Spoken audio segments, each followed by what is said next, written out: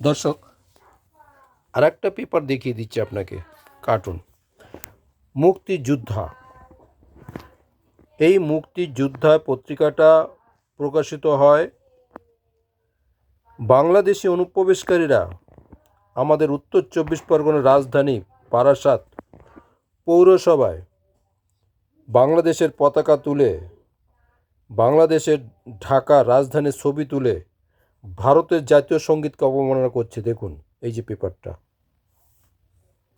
আপনারা দেখতে পাচ্ছেন, আপনারা ভালো করে দেখুন, প্রকৃত নাগরিকরা দেখুন।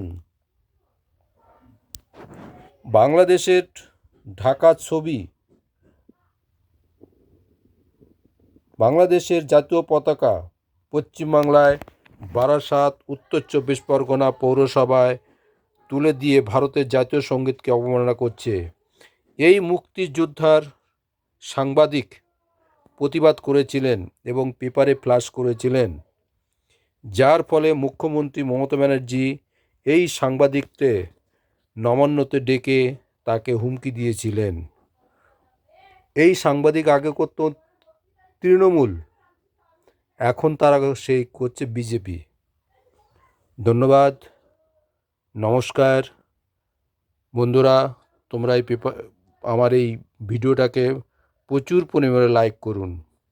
আমি দীর্ঘদিন ধরে প্রতিবাদ করছি, এর জন্য আমার অনেক মর্যাদাহানি হয়েছে। জাগো দেশবাসীও, জাগো, নিজের দেশকে চেনো। বিদেশিরা এসে এখানে যা খুশি তাই করছে, চাকরি করছে, পুলিশের চাকরি করছে।